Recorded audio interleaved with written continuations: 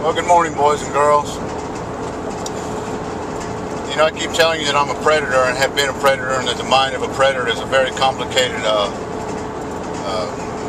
state of mind. I want to explain to you and share some things with you about the mind of a predator, about people that commit crimes on a grand scale, such as mass killing, such as bank robbery, kidnapping, things like that. You have to understand, first of all, that nobody just wakes up and decides that they're going to go out and kill a bunch of people, that they're going to go out and rob a bunch of banks, that they're going to go out and kidnap somebody, try to hold them for ransom, or just take them off, rape them, and then murder them, stick them in a shallow grave. And I'm talking with all the respect that I can muster, because I don't want to seem like I'm cold-hearted to the fact, but it's something that we need to get the facts out there. We're perishing as a nation and being attacked by these brute beasts because we don't have the facts out there. All the talking heads that speak from experiences that somebody else has given them and taught them and told them what to think. You know, when you stand on the beach, when you stand on the shoreline and you look out across the ocean and you see an incredible storm 10 miles out on the ocean, lightning striking, just an incredible storm, and you see the swells and the big waves hitting the beach. You stand on the beach and 10 miles away you say, man, that sure is a big bad storm out there.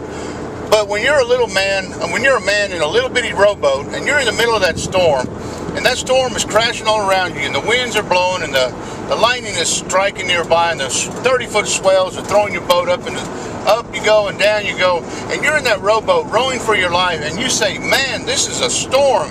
Now, I got to tell you something. The man in the rowboat is the one that is speaking from experience, not just from observation. So the things I'm telling you now, I'm saying from experience and not just observation. When someone becomes obsessed with, let's just say, somebody that some of the mass killings, some of these mass killers, the Chos, the Kleballs, the Harris, Holmes, these clowns that went out and committed these brute acts, these acts of brutality against humankind.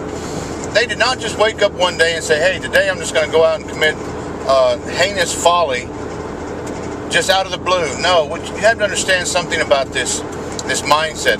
It begins, now for a lot of people it's abuse. I understand it's abuse as children. I understand that it's a venting of sorts. I understand it's a revenge, a retribution. But sometimes a lot of these fellows, you have to remember that violence begets violence.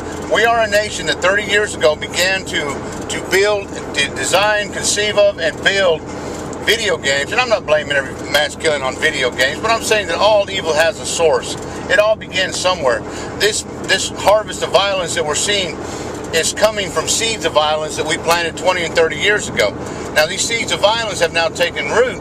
They've grown, and whether it was in the form of abuse, parental abuse, somebody was molested, video games that have now began to run together in the people's mind, and they can't decipher or tell the difference.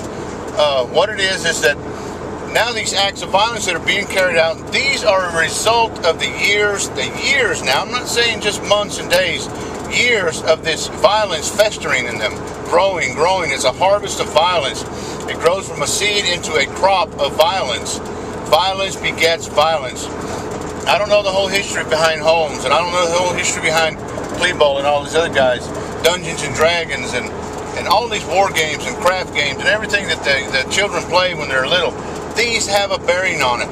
We've planted our children in front of a television set that is full of violence. Look at the cartoons we watched and grew up with.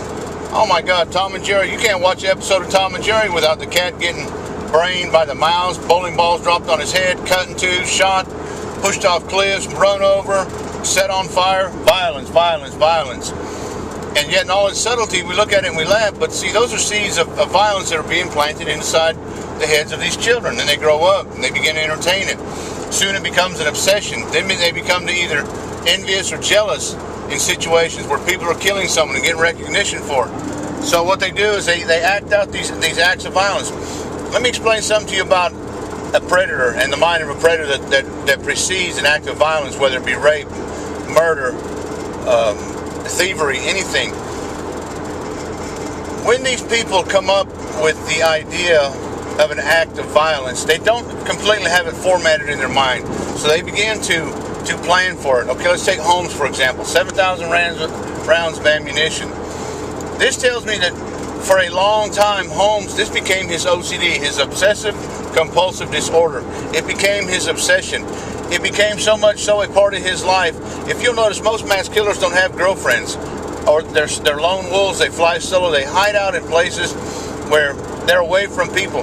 Why? Because they become intimate with this conception that they're going to one day step onto the scene and commit an act of violence. It becomes their lover in a sense. They become intimate with it. At night when they go to bed, they're thinking about it. When they wake up in the morning, they're thinking about it. It's on their mind through the day constantly.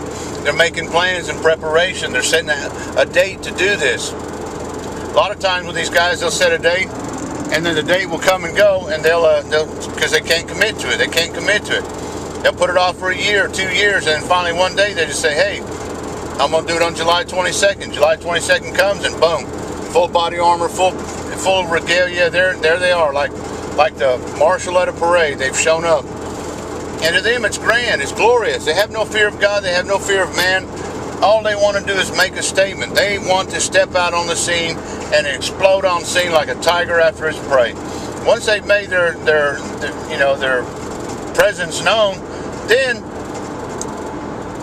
it's hard for them to really come back once they've made that, once they've done it once. A lot of times they're caught, but a lot of times the ones that go out there and do it, whether it's murder, whether it's rape, whether it's stealing, whatever it is, and they get away, well, the next time they do it, it's easier to get away. Until years later, they've killed for so many years, they've honed their predatory skills, so much so to the point that they don't get caught. They won't get caught. And so people continue to disappear. People continue to vanish. Why? Because these people these men and these women have started something in their mind that becomes a compulsive disorder. A lot of people wash their hands 100 times a day. A lot of people won't buy vegetables on a Thursday or Friday. They won't step on a crack on the sidewalk. They won't do a lot of things. A lot of these fellows want to commit an act of violence. And so it becomes their obsession day and night. They're thinking about it. They don't have time for friends or family. They don't have time for girlfriends. Why? Because this is their intimacy. It's a thought that consumes them. It is a thought that all they want to do is bring this harvest of violence to fruition. And so they do things, dastardly things. They plan for it. They stockpile. They make arrangements for it. They rearrange their very lives and schedules. They move to places of seclusion where they can be away from people. They don't have to be seen and allow themselves to get caught. Because if we really were, as a nation, were to put our feelers out there and start, I don't want to say profiling, but go with that gut feeling. Every human being that I've ever met has a self-preservation button built into their system that says, hey, if I fall out of a boat and don't have a life jacket, I'm going to do everything it takes to survive. You want to survive. You want to live. Self-preservation is called a gut feeling. How many times have you done something knowing you shouldn't have done it, and then when it was all done and all the damage done, you said to yourself, man, I just knew better. I just knew I should. That's a self-preservation feeling. Now, that's enough for now. I'm in some bad traffic, and I'm going to have to really pay attention here. I don't want to be a victim of distracted driving. But that's enough for now. We're going to get back to this thing about mass killings and why people act out and do the things they do. And I'm going to set up a little bit of lines of defense in our minds. I've showed you my house and how I got lines of defense set up there.